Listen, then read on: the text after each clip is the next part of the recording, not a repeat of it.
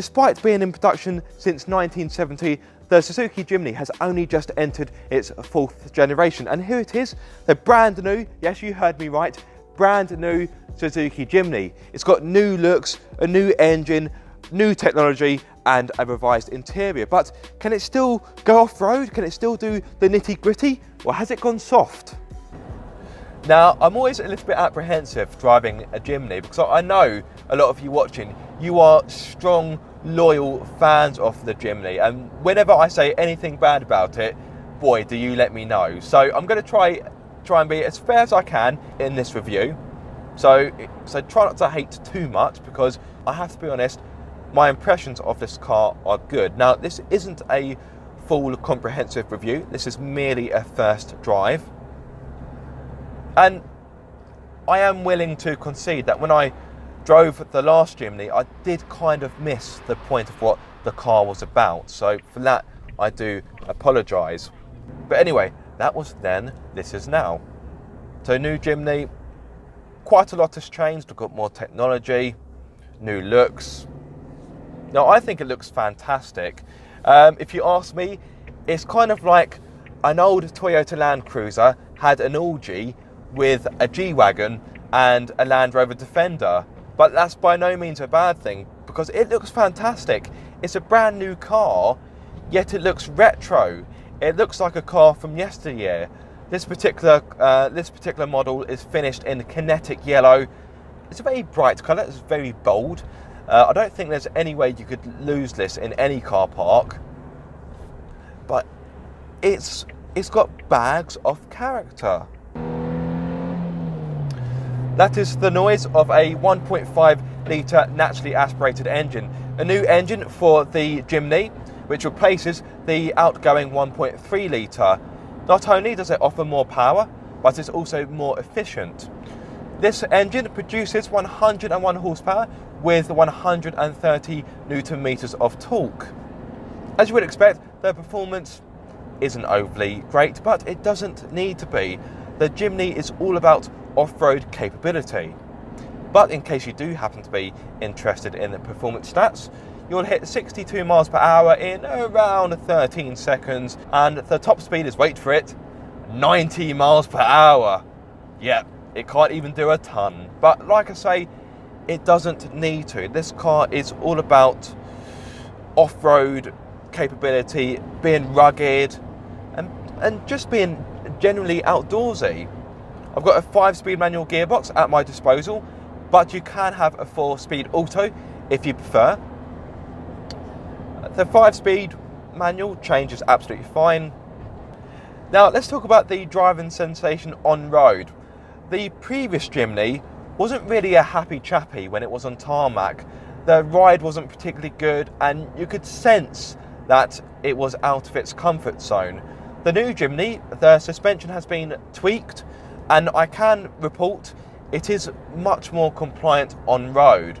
It's still not perfect, but compared to the previous model, well, compared to my memories of the previous model, it's a lot more compliant, and it actually feels like a road car, whereas the previous Jimny, it kind of felt like an off-roader that was road legal but not actually fit for the road.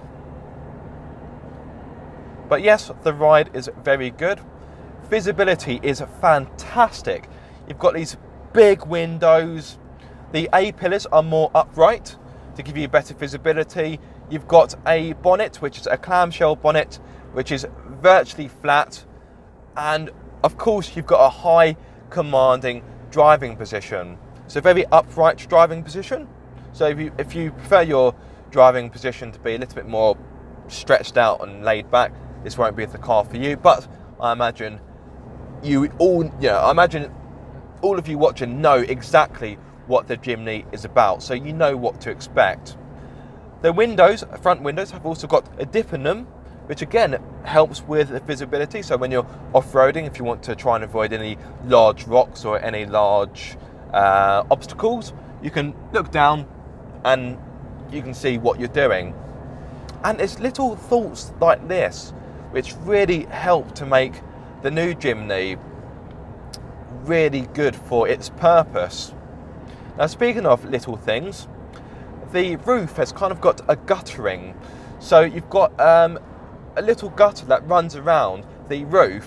Therefore, when you open the door, when it's wet, water won't come into the cabin. Very practical indeed.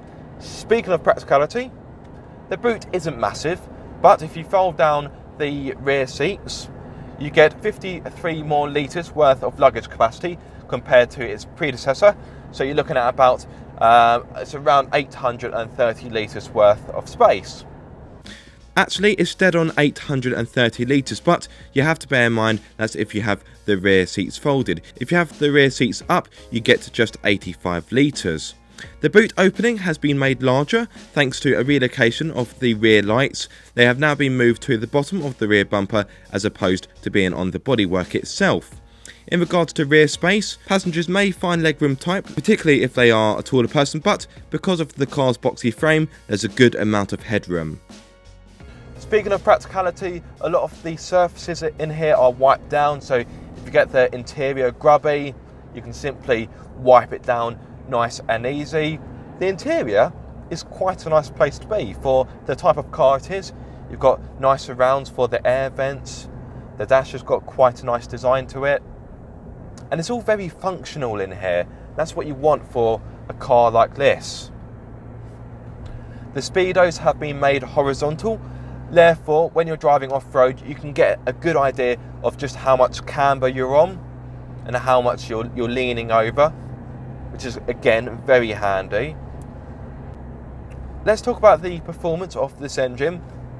It does need to be worked hard, if I'm going to be honest, particularly on road. When you're off-road, you probably won't need all of its power. So, for example, I did some off-roading earlier, and all of my experience was in first gear. But it's okay. It's enough to get by. You do have to be patient with it. Whilst I'm waiting for the engine to accelerate, let's talk about how this car performs off-road, as there's a very good chance that's what you came here for in the first place. I'll be honest, I was so busy concentrating on what I was doing that I didn't do much talking, so here are a few highlights of my short off-road adventure. The ground clearance on this one is higher than the... it's very good, and the ramp angle side to side is nearly 40 degrees, so... Yeah, so you see one in front of you doing that, you're like, whoa! It's more capable than its predecessor, and its predecessor wasn't exactly... useless off-road, was it?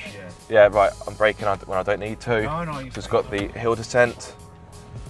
And after this drop off the bridge, we've got a very tight left, so just be ready to get lots of steer on. And this is quite bumpy now. Wow, it's quite vertical there. Yeah.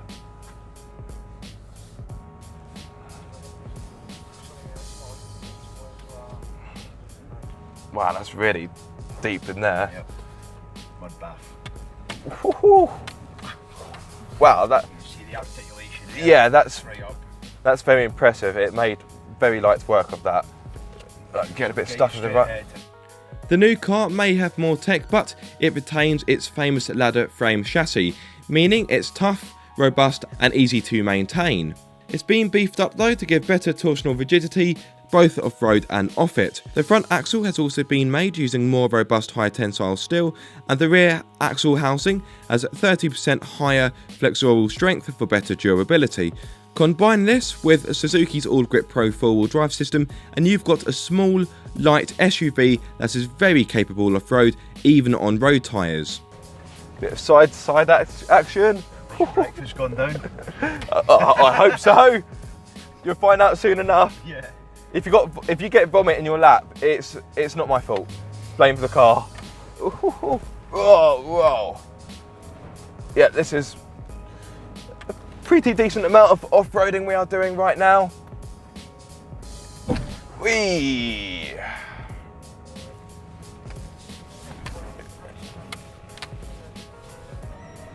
Look at that, it's proper muddy. Yeah. You can find it, you can feel it finding that grip, can't you? Yeah. Searching for it, but more importantly, finding it. Don't forget you're on road tyres. Exactly, yes. Not on a knob blade, you're on a road tyre. Yes, which makes this even more impressive. If you'd like to see the full off-road edit, please comment in the comment section below, although I didn't do a lot of talking in it, but it should give you a really good idea just what this car can do. It's a really small car, but it's fantastic because it means for off-roading, the small dimensions and the short wheelbase really lend itself for being able to go pretty much anywhere. When I drove the previous Jimny, I compared it to a mountain goat, and this car is just as good, if not better, because the ramp angles and the departure angles have been improved. So this car is actually more versatile than its predecessor. And it's the sort of car that you can drive pretty much anywhere. It's simply so capable. And the handling isn't too bad either. Of course, it's still a little bit roly-poly, but it feels more planted and composed than its predecessor. Now, in regards to other changes, in the previous car, if you wanted to pop it into four-wheel drive or the four-wheel drive, if you want to put it into the low-range gearbox, you had to press a button. Following customer feedback, the new Jimny has gone back to a lever system. So I've got a lever here, left-hand side. So I've currently got it in two-wheel drive, but this car does, of course, have four-wheel drive. So I can pop it into four-wheel drive and still have the normal gearbox, or I can pop it into the low-range gearbox, which is what you want for proper off-roading. I think it's about time I talk about price. The new Jimny is available in just two trim levels, SZ4 and SZ5. SZ4 starts from £15,499 and is able to offer features such as air conditioning, cruise control, CD player with DAB radio and Bluetooth, plus you also get front fog lamps. The SZ5, which is the model tested here, starts from £17,999, adding features such as 15-inch alloy wheels, LED headlights, rear privacy glass, climate control, 7-inch touchscreen with navigation and smartphone connectivity, and heated front seats. So that's how much it is to buy, but what about running costs? So in regards to fuel economy, on a combined run, this car offers 41.5 mpg, and in regards to CO2, it emits 154 grams per kilometre. That's based on the old figures. If we're talking about WLTP, then this car offers 35.8 mpg on a combined run, and in regards to CO2, it emits 178 grams per kilometre. Although this car has got a touchscreen, it's been designed that you can use it whilst wearing gloves, which is very handy indeed. You've got nice chunky switch gear in here, which again would be easy to operate with gloves on. So far then, it's all looking pretty rosy for the new Jimny, but I'm afraid there is a problem. Unfortunately, this car is a victim of its own success, and as such, the demand for it is very high, especially in Japan. As a result, there is a strong chance that UK buyers will have to wait, especially when you consider around 10,000 people have registered their interest already. That may not sound too bad to begin with, but bear in mind just 1,100 models will be hitting the UK in 2019. So if you want a Jimny, you need to get in quick, because there's a very, very strong chance you'll be waiting quite some time for it. So if you're watching this video and you want to buy a Jimny, head straight to your local Suzuki dealership and put your name down, because the sooner you do it, well, obviously, the sooner you'll get the car. What about safety? Despite having standard features such as autonomous emergency braking, lane departure warning, 6 airbags and high beam assist, the Jimny scored just 3 stars from Euro NCAP. On the plus side, if you go for the kinetic yellow paintwork, other motorists can't say they weren't able to see you. So for what it is, the Jimny is a very practical and functional car, and of course very capable off-road as well. And on-road it's not too bad. Don't get me wrong, I wouldn't want to drive a long journey in this car, but let's be honest, it's not been designed. Well, it has been designed to a degree to be used on road, but where this car shines is off-road, of course. So, to conclude, is the new Jimny as good as the old one? No, it's not. It's better, of course it's better. It's a fantastic car, it's a cracking little car. What I love is that Suzuki has kept what was so good about the old car, kept it, but improved on it. So you've got new looks, the new interior, new engine, new safety features, and it's still got its charm. And more importantly, it can still go off-road, and it's fantastic at doing it. So I think Suzuki has got another winner on its hands. The only problem is that if you do want to buy one, you may have to wait for it, but you know what they say, good things come to those who wait. Anyway, time for me to finish. Thank you so much for watching this video. I hope you have enjoyed it. If so, give it a massive thumbs up. If you are subscribed, don't forget to click that bell icon so you get notified every time I make a video. And if you aren't subscribed, guys, what are you waiting for? Be sure to subscribe for more car obsession.